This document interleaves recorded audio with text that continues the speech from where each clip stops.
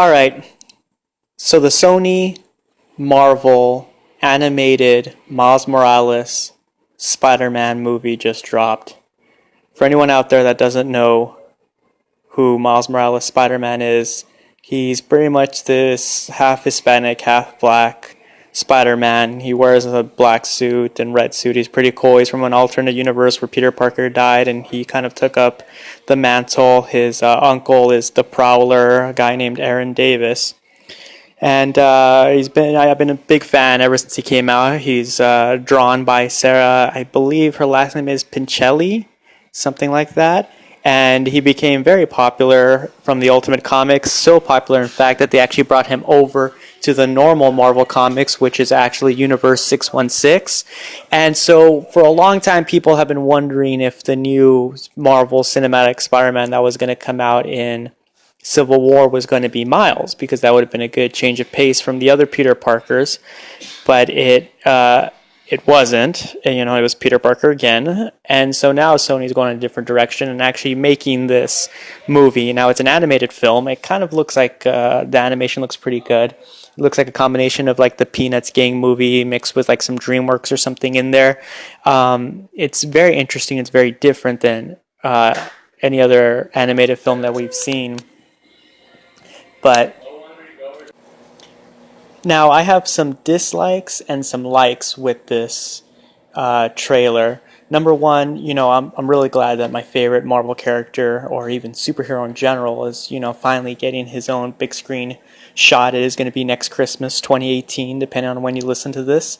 But a gripe that I have with it right now is the thing that I liked a lot about Miles' character in general, is that there's an issue where on YouTube somebody filmed his fight with the Avengers fighting like some demon thing, you know how Marvel Comics is, and a chick on YouTube talks about, oh wow, we have a colored superhero because Miles' costume is a little ripped and you can see that he's a black male underneath, and it kind of upsets Miles because he says, I'm not a black superhero, I'm just a superhero. He never saw himself as a Hispanic superhero or as a black superhero, and that's something that I really liked. I'm not really big on the whole, oh, well, that's a white or female superheroes. I've always grown up just liking superheroes in general. It has nothing to do with gender or race or sexual orientation. Just that stuff doesn't matter, and it shouldn't matter in the world of heroes. And that's why I kind of liked Miles also, is he wasn't big on that. He wasn't, oh, yes, I am a pro-black or pro-Hispanic character. He was just a character trying to do right because of what Peter Parker told him of, with great power there must come great responsibility, handed down from Uncle Ben. And Miles has kept up in that regards. But then now you watch this trailer and the problem is, they're giving him Nikes to wear, where I don't believe I've seen a comic where it emphasizes the fact that he wears Nikes, or even if he does wear Nikes or not.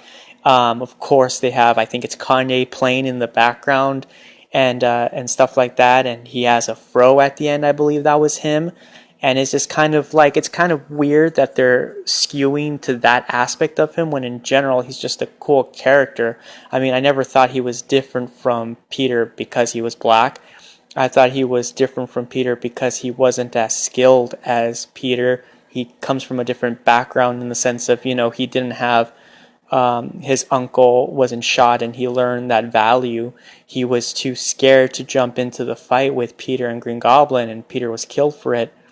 And he had to pretty much learn the hard way that if you don't get involved in some matters, the easiest way for evil men to reign is by good men doing nothing. And he learned that lesson very valuable, and he's always felt like he failed the true Spider-Man Peter Parker, and so he's always been living up. Miles is a really cool character, though. He has all the same powers as Spider-Man. He's not as smart as Peter Parker because he's not a science whiz.